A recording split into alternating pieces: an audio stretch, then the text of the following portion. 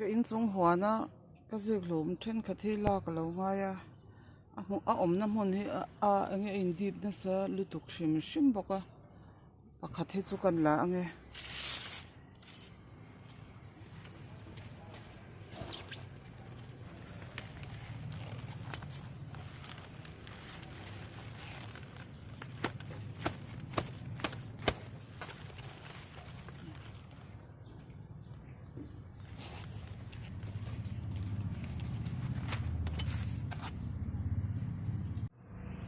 ala in deep ko mai ma sa ka ui box ya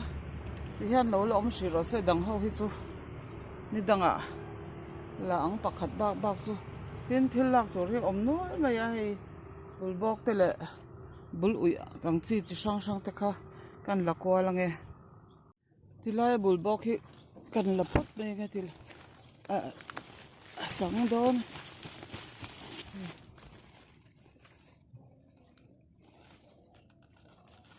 kan la den ange hmun san ami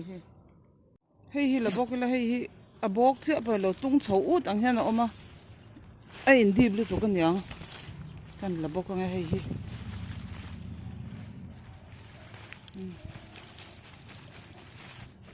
kan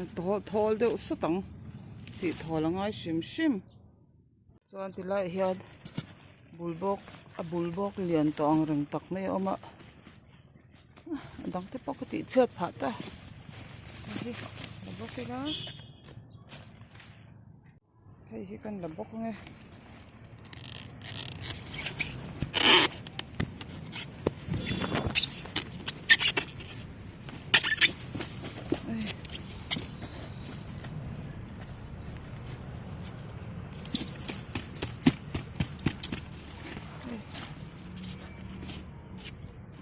lian lutuk kan tilai a hian ei lian lutuk tlat bok ei ha ngva har ve a lei chopin ron chuak bur me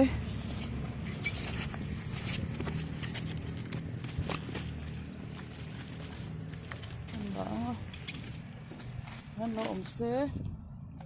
chuanin hi po hila ka ngai ni hi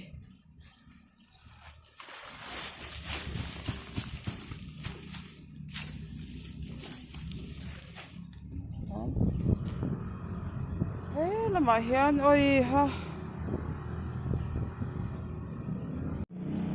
lama hian ka bok choi te hi kan la seng lowa chu an lo para kan la tho te ang apar pakhat hi chu ange achi om the ngem zuwa chinila hian bok choi par boksa nen chhumila tu yang a hian la te ang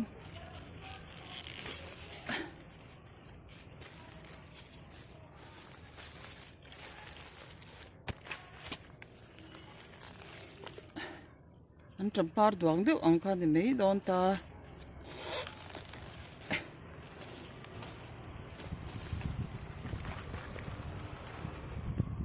tilai de chu a bulbok kalo pot chuak tel khun le teng tian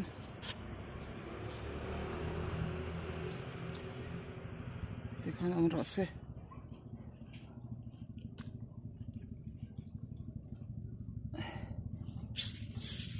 chuanin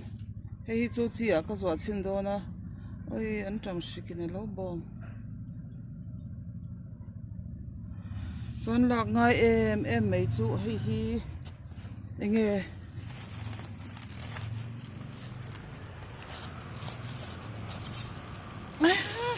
po pot chuak thai lo kut pat ni ati ngai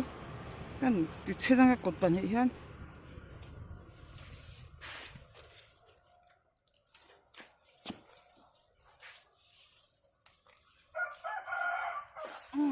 oi ra tha lutuk sei lutuk ti khan ta se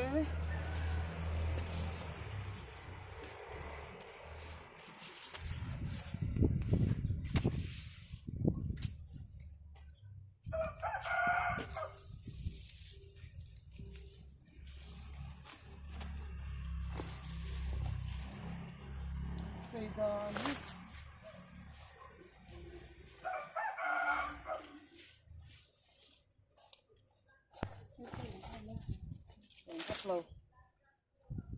chuan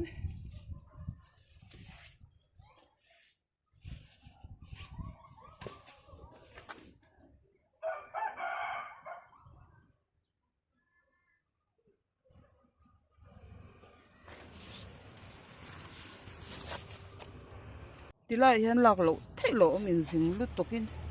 len chu lian vak lo ama se hei lak lo thei lo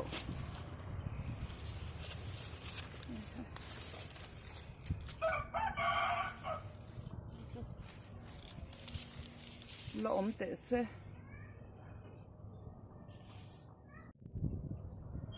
hei tilai hian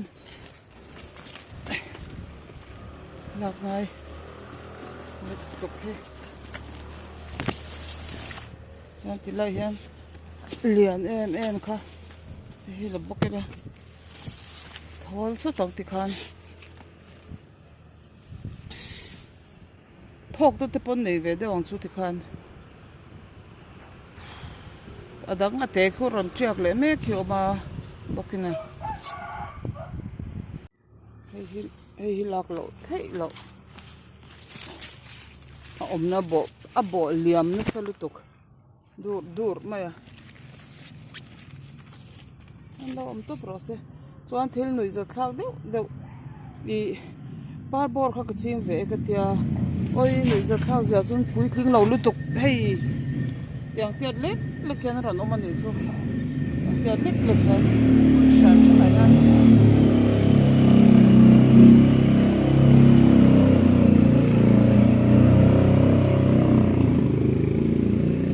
chana ho kha ni ta an ra ve na salutuk an mani tok in o tila ma te khot chana an ra na salutuk chuan oi nui za thak ka eng lo hi ka par bor ve hi te in tiang hian ran om tiang hian lian zial nge he ti hai lak to tur po ka shi thiam lo cha lo wa dik tak chuan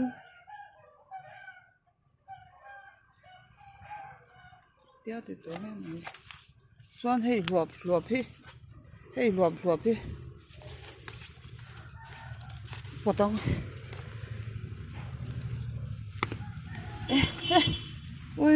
ui ha torolo tok a sei dan zia hi ala bung zui hei chana ho chun dum ve ania o hi an lo ra ve chak maya azam na pok ka siam chuang lem lei lo tian kat ti ve to pa da top ka ni ta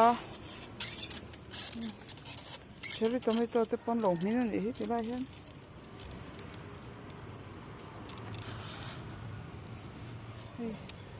ra khen mem ra ve fir mai an lom om lu to ka ni top mai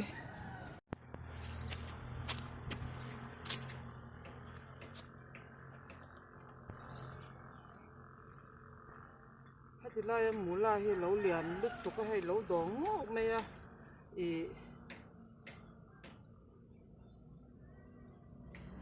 kan lang e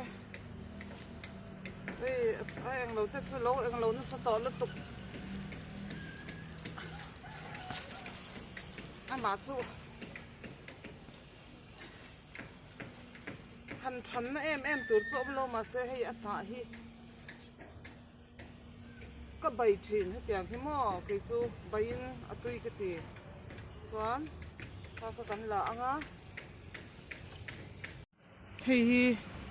na lian em kha eng lo kha I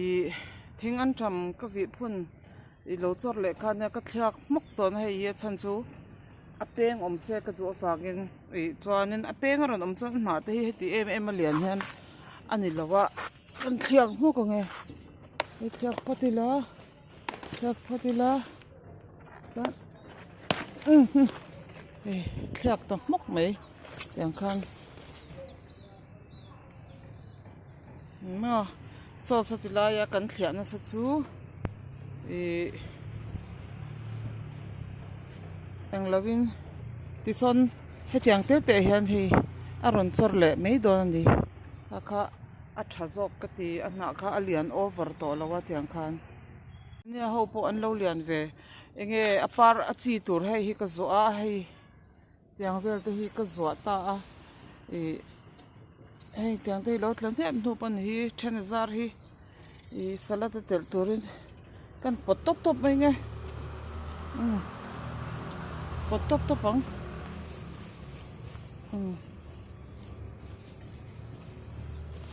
to kang oi khat po a chuan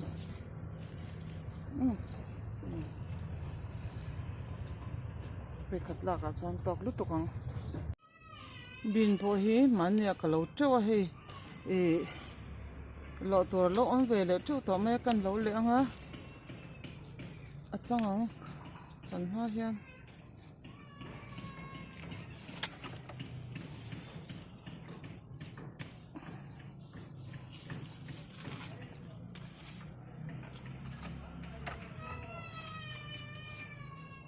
he tiang bin te hi amak ka ti a sei reuh lut tuka a rawng hi hring hlak ang kha ni lo deuh a sei tha khop mai ra hi a lo mom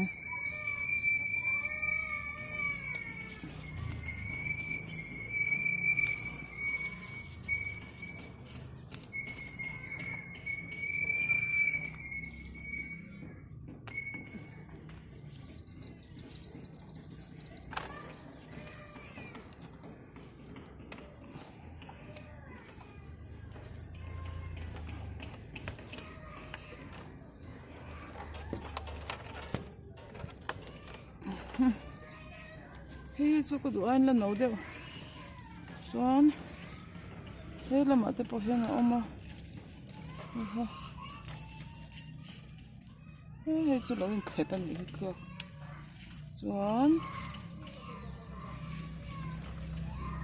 saw lamah pawh chuan a awm a zai hian lo ra nual mai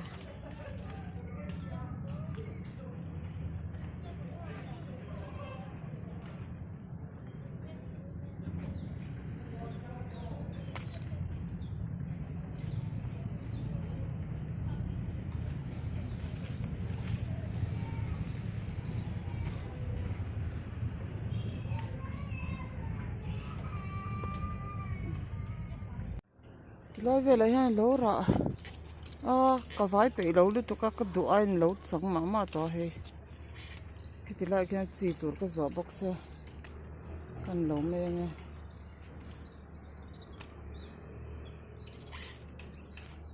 chuan ra thawak lo te pawh